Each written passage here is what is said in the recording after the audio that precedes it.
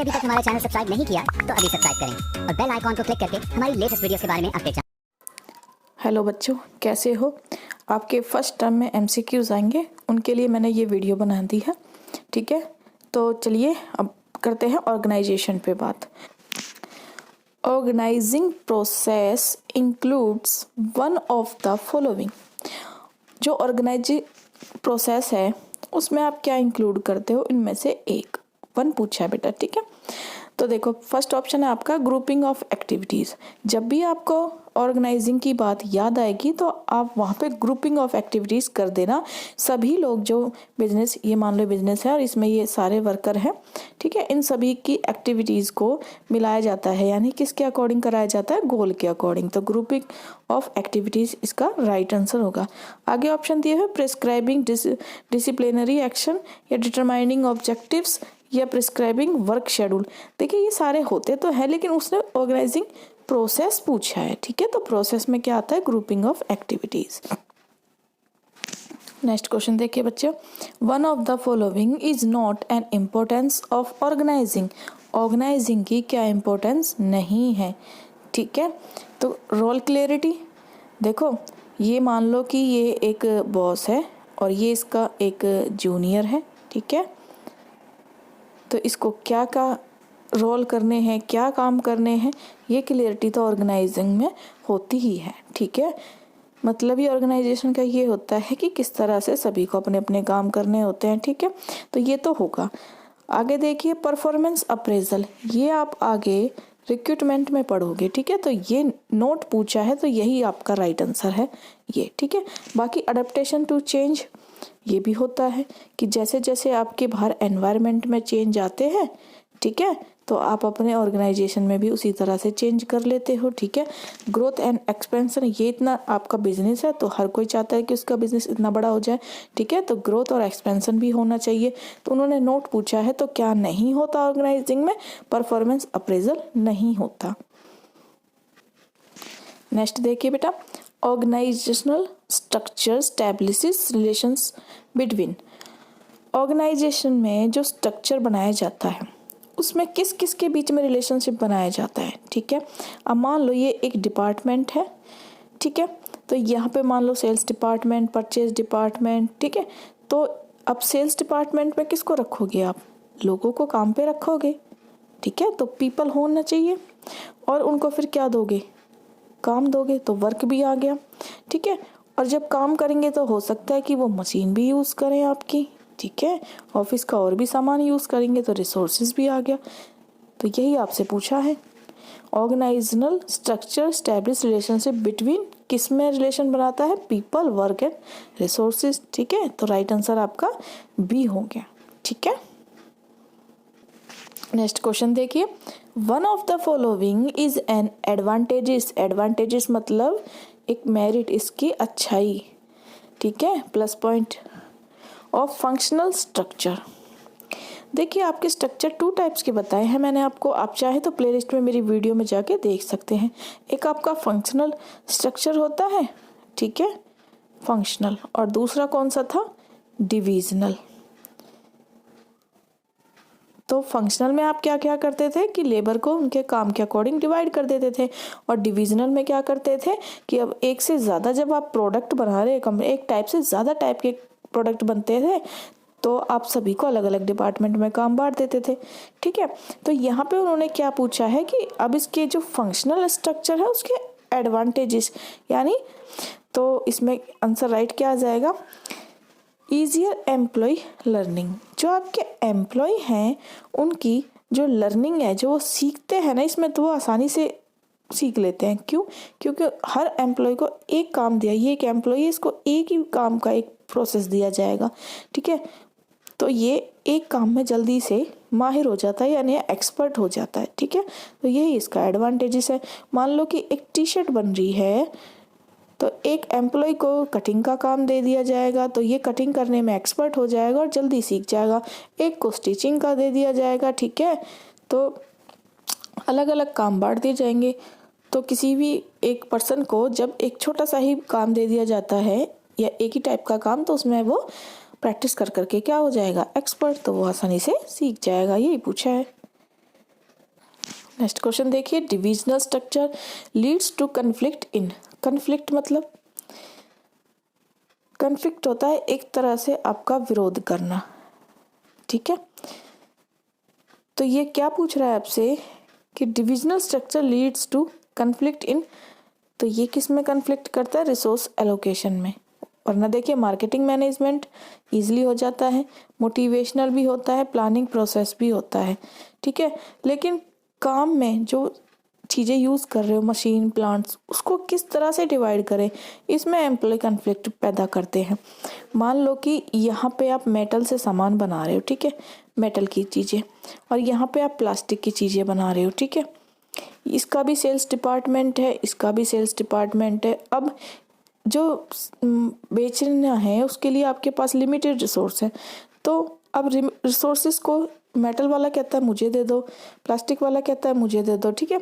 तो इस तरह से ना डिपार्टमेंट के पास लिमिटेड रिसोर्स होते हैं, तो उन पे अधिकार करने के लिए दोनों आपस में एक तरह से लड़ाई करते हैं, ठीक है। तो यही राइट आंसर है आपका। नेक्स्ट क्वेश्चन देखिए, in which respect does formal organisation differ. Differ मतलब अलग, फ्रॉम इनफॉर्मल ऑर्गेनाइजेशन, ठीक है। 2 टाइप्स की ऑर्गेनाइजेशन होती है। वैसे सीबीएसई में रिलेटेड सिलेबस है आपका, फिर भी क्वेश्चन अगर आ भी जाए तो पता होना चाहिए। फॉर्मल ऑर्गेनाइजेशन जिसमें अथॉरिटी रिलेशनशिप बनती है, ठीक है। इनफॉर्मल ऑर्गेनाइजेशन जिसमें आपकी फ्रेंड्स बेस पे बनती है। ज़्यादा डिटेल में जानना चाहो तो प्लेलिस्ट में वीडियो देख सकते हो, ठीक है, मैंने पूरा डिटेल में बताया। क्वेश्चन क्या कहता है, in which respect does formal organisation differ from informal organisation. कैसे दोनों अलग अलग होते हैं? तो दोनों का स्ट्रक्चर ही अलग है, तो स्ट्रक्चरिंग बेस पे ये दोनों अलग अलग होते हैं, ठीक है। नेक्स्ट देखिए, which one of the following does not follow scalar chain, कि कौन सा जो स्ट्रक्चर है उसमें कोई भी चेन फॉलो नहीं होती।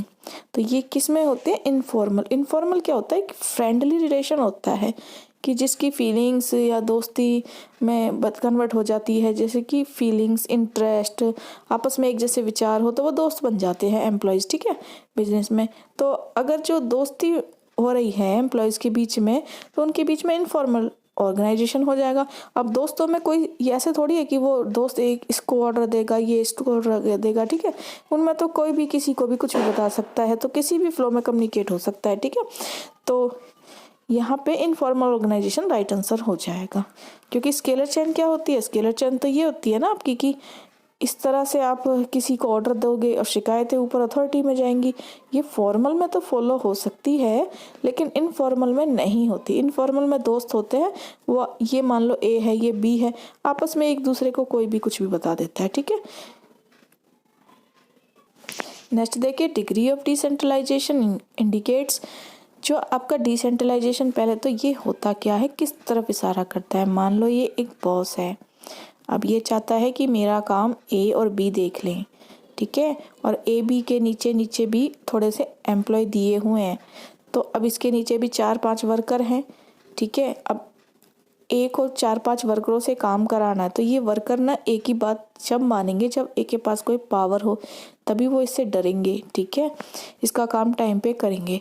अब बॉस के पास जो पावर है वो थोड़ी सी पावर ए को दे देता है। जब पावर को नीचे डिस्ट्रीब्यूट किया जाता है तो इसे ही डिसेंट्रलाइजेशन कहते हैं, ठीक है। तो ये बड़ी बड़ी ऑर्गेनाइजेशन में होता है कि एक अकेला बॉस सारे काम नहीं देख पाता, तो जब काम बढ़ जाता है तो वो अपनी पावर थोड़े नीचे वाले वर्कर्स को या मैनेजर्स को दे देता है, ताकि वो आगे काम को करा पाए। तो डिग्री ऑफ अथॉरिटी डेलीगेशन, यानी अपनी पावर को डेलीगेट करना, यानी ट्रांसफर करना या दूसरे व्यक्ति को देना, यही आता है, ठीक है। तो राइट आंसर क्या हो जाएगा? Degree of authority delegation. Next देखिए, involves giving authority and responsibility to subordinates, कि जब आप अपनी अथॉरिटी या जिम्मेदारी, सबऑर्डिनेट होता है बेटा आपका जूनियर, ठीक है, जूनियर को दे रहे हो, कौन देगा बेटा? बॉस ही तो देगा, ठीक है। जब बॉस अपनी अथॉरिटी मतलब पावर डिसीजन लेने के लिए और जिम्मेदारी काम की देता है, तो ये क्या होता है? ये डेलीगेशन होता है, ठीक है, कि आप अपने एम्प्लॉय को या अपने जूनियर को ट्रांसफ़र कर रहे हो अपनी जिम्मेदारी या अथॉरिटी, पावर, ठीक है। ज़्यादा डिटेल में देखना बेटा, प्लेलिस्ट में चले जाओ, मैंने फुल चैप्टर वहाँ पे अच्छे से एक्सप्लेन किया है। नेक्स्ट देखिए, dash is the process of grouting similar activities together and creating department. Grouting नहीं होगा बेटा, एक ग्रुपिंग होगा। देखो जो एक जैसा काम करते हैं ना उनके अलग अलग ग्रुप बना देते हैं, ठीक है। वो अलग अलग फिर काम को देख लेते हैं। मान लो ये परचेज का काम देख लेगा, ठीक है, ये मान लो सेल्स का देख लेगा, ये मार्केटिंग का देख लेगा। तो इस चीज़ को आप क्या बोलते हैं? डिपार्टमेंटलाइजेशन, ठीक है। यही आपसे पूछा है। जो एक जैसी एक्टिविटी करते हैं उनको एक डिपार्टमेंट में डाल दिया जाता है। परचेज का जो भी काम करेगा उसको परचेज में, सेल्स का सेल्स में, फाइनेंस से रिलेटेड फाइनेंस में, ठीक है। नेक्स्ट देखिए, dash is the organisational structure in which activities are grouped on the basis of product. Product के बेस पे जब आप कोई ऑर्गेनाइजेशन का स्ट्रक्चर क्रिएट करोगे तो वो डिविजनल स्ट्रक्चर होगा, ठीक है। और वर्क के बेस पे कोई ऑर्गेनाइजेशन का स्ट्रक्चर बनाओगे तो वो फंक्शनल स्ट्रक्चर होगा। 2 टाइप के स्ट्रक्चर्स आपके 12th में आते हैं। 2 टाइप के और भी होते हैं, वो कॉलेज में पढ़ोगे आप, ठीक है। लाइन अथॉरिटी और लाइन एंड स्टाफ, ठीक है। तो मैंने ये पूरा डिटेल में वीडियो में बनाया, चाहे तो आप प्लेलिस्ट में जाएं और प्लेलिस्ट में मैंने ऑर्गेनाइजेशन स्ट्रक्चर पूरा समझाया हुआ है, ठीक है। फिलहाल आप एमसीक्यूज पे फोकस करें कि जब भी बात किसकी आएगी, डिविजनल स्ट्रक्चर यानी प्रोडक्ट से रिलेट है और फंक्शनल वाला वर्क से, ठीक है। और फॉर्मल अथॉरिटी पावर से, ठीक है। और इनफॉर्मल आपके फ्रेंड सर्कल या सोसाइटी आपकी जब एक जैसी हो जाती है, जहाँ बैठ रहे हो, ठीक है। यानी जब आप काम करते हो ना सभी एम्प्लॉय, तो वो अपने अपने लेवल की अपनी सोसाइटी फ्रेंडशिप बना लेते हैं, ठीक है। तो यहाँ पे वो देखोगे। Dash is the organisational structure in which no department is responsible for end result. कौन सा डिपार्टमेंट है जो लास्ट के रिजल्ट के रिस्पॉन्सिबल नहीं होता? बेटा वो फंक्शनल स्ट्रक्चर होता है आपका, ठीक है। फंक्शनल स्ट्रक्चर में आप उनके वर्क के अकॉर्डिंग काम बांट देते हो, ठीक है। तो वहाँ पे जो उनकी रिस्पॉन्सिबिलिटी होती है वो एंड रिजल्ट के लिए नहीं होती है। नेक्स्ट देखिए, dash is the duty for job performance. Job performance, अब ये क्या होता है पहले तो ये समझ लीजिए। जॉब परफॉर्मेंस होती है कि आप किसी वर्कर को जॉब दे रहे हो, तो यहाँ पे मतलब उसको एक काम दे रहे हो, काम पे रख रहे हो, ठीक है। तो यहाँ पे आप रिस्पॉन्सिबिलिटी दे रहे हो, ठीक है, कि भाई ये जो मैंने काम तुझे सौंपा है इसको तुझे ही करना है। तो ये काम करने की जिम्मेदारी रिस्पॉन्सिबिलिटी में आती है, ठीक है। अगर काम खराब हो गया, अगर उसके बाद में कुछ आंसर पूछा जाए तो वो अकाउंटेबिलिटी होती है, रिप्लाई करना, ठीक है। और अगर जब आप काम ये सौंप रहे हो उसके साथ साथ कुछ उसे पावर भी देते हो तो ये अथॉरिटी में आ जाएगा, ठीक है। अब देखिए यहाँ वही क्वेश्चन आ गया, is dash is the right to command. Command की बात है। कमांड मतलब एक तरह से ऑर्डर देना, और ऑर्डर कौन दे सकता है? जिसके पास पावर हो। तो पावर ऑर्डर की बात जहाँ आएगी अथॉरिटी, ठीक है। रिस्पॉन्सिबिलिटी में तो सिर्फ एक काम सौंपा जाता है, यानी असाइन जॉब। जहाँ आपको दिख जाए ना बेटा असाइन जॉब क्वेश्चन में, वहाँ आप रिस्पॉन्सिबिलिटी कर देना। जहाँ आपको दिख जाए कि आंसर पूछा जा रहा है आंसरेबल या जवाब देई, तो वहाँ अकाउंटेबिलिटी कर देना, ठीक है। और जहाँ आपको बेटा ये दिख जाए राइट टू कमांड, वहाँ अथॉरिटी आएगा। राइट आंसर इसका क्या होगा? अथॉरिटी। नेक्स्ट क्वेश्चन देखिए, dash can not be delegated. क्या चीज़ डेलीगेट नहीं की जा सकती? तो बेटा अकाउंटेबिलिटी डेलीगेट नहीं की जा सकती। मान लो ये ए है, एक बॉस, इसने काम दिया बी को और बी ने वो दे दिया सी और डी को, ठीक है। सी और डी से वो काम करा रहा है। अब बॉस इससे पूछता है बी से कि काम गलत क्यों हो गया, तो ये नहीं कहेगा कि ये डी और सी ने गलत कर दिया, ठीक है। ये जिम्मेदारी बी की थी कि काम सही से हो। तो जो भी जवाब दिया जाएगा ए, जो भी पूछेगा बी से, तो वो अकाउंटेबिलिटी बी की है। वो कभी भी यहाँ नीचे वालों को ट्रांसफर नहीं होती। आप अथॉरिटी दे सकते हो, उन्हें काम दे सकते हो, लेकिन जिम्मेदारी तो उसी की है जिसको काम बॉस ने दिया था। तो अकाउंटेबिलिटी कभी भी डेलीगेट यानी ट्रांसफर नहीं होती, ठीक है। और ये मोस्ट इम्पोर्टेंट क्वेश्चन है, हर बार आता है। नेक्स्ट देखिए, रिस्पॉन्सिबिलिटी इज डिराइव्ड फ्रॉम। जब काम किसी को दिया जाता है तो वह किस वजह से दिया जाता है? अथॉरिटी, पावर से। जब टीचर आपको होमवर्क देती है तो आप ऐसे ही थोड़ी ना कर लेते हो, टीचर के पास पावर है, कहीं आपको फेल ना कर दे, नंबर ना काट ले, पेरेंट्स से शिकायत ना कर दे, है ना, डर के तभी तो करते हो। तो वर्कर्स भी ऐसे ही करते हैं काम कि कहीं जॉब से ना निकाल दे मालिक, इसलिए अथॉरिटी ही यहाँ पे डिराइव्ड करती है। ठीक है, next question, name the process which coordinate human efforts. Human efforts यानी जो वर्कर्स हैं आपके, ठीक है, या लेबर है जो आपके लिए काम कर रही है। असेंबल्स रिसोर्सेज यानी यहाँ पे आप प्लांट्स भी ले आए हो, मशीन्स भी ले आए हो, रॉ मटेरियल भी ले आए हो, ठीक है, ये रिसोर्सेज होते हैं। असेंबल इनको जोड़ना। एंड इंटीग्रेटेड, बोथ इंटीग्रेटेड भी होता है बेटा कि इनको आप जोड़ रहे हो एक गोल को अचीव करने के लिए। Into a unified whole to be utilize for achieving specific object. एक ऑब्जेक्ट है आपका, उसको पाना है। ठीक है, क्या ऑब्जेक्ट हो सकता है कि आपको प्रॉफिट ज़्यादा से ज़्यादा कमाना, बिजनेस में तो यही होता है। तो ये जो भी काम आप करते हो तो ये किस लिए होता है, ऑर्गेनाइजिंग। ठीक है, तो ऑर्गेनाइजिंग इसका राइट आंसर हो जाएगा। ऑर्गेनाइजिंग में आप क्या करते हो, चीज़ों को ऑर्गेनाइज करते हो, मैनेज करते हो कि कहाँ आपके लेबर है, कहाँ आपकी मशीनें हैं, ठीक है, और किस तरह से उनसे स्पेशल ऑब्जेक्ट को फुलफिल कराने के लिए काम कराए, तो ये ऑर्गेनाइजिंग में ही शामिल होता है। ठीक है, बाकी डायरेक्टिंग में तो आप किसी को काम के लिए डायरेक्शन दे रहे हो वो आएगा। मैनेजमेंट में काम का मैनेजमेंट करना आता है, और प्लानिंग फ्यूचरिस्टिक होती है। ठीक है, तो ऐसा तो कुछ आपको फ्यूचरिस्टिक होती है, ऐसा तो कुछ भी आपको यहाँ पे कीवर्ड नहीं दिख रहे। आप ना थोड़े कीवर्ड से ध्यान देना, जहाँ भी आपको कोऑर्डिनेशन या फिर असेंबल रिसोर्सेज इस तरह से दिखे ना, तो आप ऑर्गेनाइजिंग कर देना। ठीक है, और कहीं भी आपको फ्यूचरिस्टिक दिखे, ठीक है, फ्यूचरिस्टिक या अनसर्टेनिटी दिखे, तो वहाँ पे आप क्या कर दोगे, प्लानिंग कर देना। ठीक है, और जहाँ भी आपको लीडरशिप, ठीक है, मोटिवेशन दिखे या सुपरविज़न की बात आए या कम्युनिकेशन की बात है, वहाँ डायरेक्टिव कर देना। ठीक है, और मैनेजमेंट में जहाँ पे आपको प्लानिंग, ऑर्गेनाइजिंग एक प्रोसेस दिखे ना, planning, organizing, staffing, directing, control, तो वहाँ पे आप मैनेजमेंट कर देना। तो यहाँ आपको क्या दिख रहा है, कोऑर्डिनेशन, एक स्पेशल एफर्ट्स लगा रहे हैं ऑब्जेक्ट को पूरा करने, तो ऑर्गेनाइजिंग राइट आंसर हो जाएगा। Next question, organizing is the process, organizing is the process by which the manager, manager क्या करेगा। ठीक है, तो सबसे पहले देखिए, establish order out of chaos, chaos होता है बेटा यहाँ पे काम, काम से रिलेटेड ऑर्डर देगा।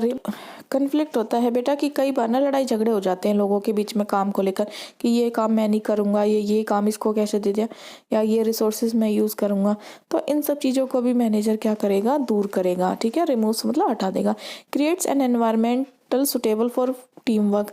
देखो टीम वर्क, आपने चक दे मूवी देखी है, चक दे मूवी में देखा होगा कि शाहरुख खान अपनी टीम से काम कराना चाहता था, लेकिन 2 प्लेयर उसमें थे ना, आपस में उनकी बनती नहीं थी, प्रीति और वो लड़की। तो उनमें जब तक कोऑर्डिनेशन यानी एक दूसरे का सहयोग की भावना, टीम वर्क नहीं होगा, तो क्या टीम अच्छे से वर्क कर पाएगी, नहीं कर पाएगी ना, जब तक दोनों फ्रेंड नहीं बन जाते। तो ऐसा ही एनवायरनमेंट कुछ बिजनेस में भी होता है कि सभी एम्प्लॉय आपस में लड़ाई झगड़े ना करें, टीम में काम करें। ठीक है, तो ये सारे काम मैनेजर ही देखता है, तो all of the above right answer हो जाएगा। नेक्स्ट देखिए, it is defined as the framework within which managerial and operating task are perform. ठीक है, तो आपको डिफाइन करना एक फ्रेमवर्क की बात जहाँ भी आ रही है। ठीक है, जब किसी काम को कराने के लिए, काम को परफॉर्म कराने के लिए, देखो स्पेन ऑफ मैनेजमेंट क्या होता है कि जो आपका मैनेजर है ना, तो वो मैनेजर अपने नीचे 5-6 लोगों को ही सुपरवाइज कर सकता है। तो इस तरह की बात तो आपको दिख नहीं रही। ठीक है, तो यहाँ पे वही बात आ रही है कि एक फ्रेमवर्क यानी एक काम है उसको परफॉर्म कराना है, उसके लिए फ्रेमवर्क स्ट्रक्चर ढूंढना, ऑर्गेनाइजेशनल स्ट्रक्चर हो गया। ठीक है, और इनफॉर्मल में कोई फ्रेंड्स या फीलिंग्स या कम्युनिकेशन की बात आती तो आप इनफॉर्मल लगाते। ठीक है, कि कुछ कीवर्ड्स होते हैं जिनसे आप ढूंढते हो। तो राइट आंसर यहाँ पे क्या है, यहाँ पे राइट आंसर होगा ऑर्गेनाइजेशनल स्ट्रक्चर बना रहे हो किसी काम को करने के लिए। ठीक है, एक फ्रेम कर रहे हो। यहाँ देखिए next question, it refers to the number of subordinate. Number of subordinate यानी आप कितने जूनियर्स आपके नीचे हैं। ठीक है, कितने लोग आपके नीचे काम कर रहे हैं। That can be effectively manage by a superior. Superior मतलब एक मैनेजर है यहाँ पे या बॉस है, ठीक है, उसके नीचे कितने जूनियर हैं, कितने नंबर जूनियर मैंने बताया ना अभी थोड़ी देर पहले, 5 से 6 लोगों को ही सुपरवाइज कर सकता है। ठीक है, तो ये सब चीज़ किस में आती है, स्पेन ऑफ मैनेजमेंट में।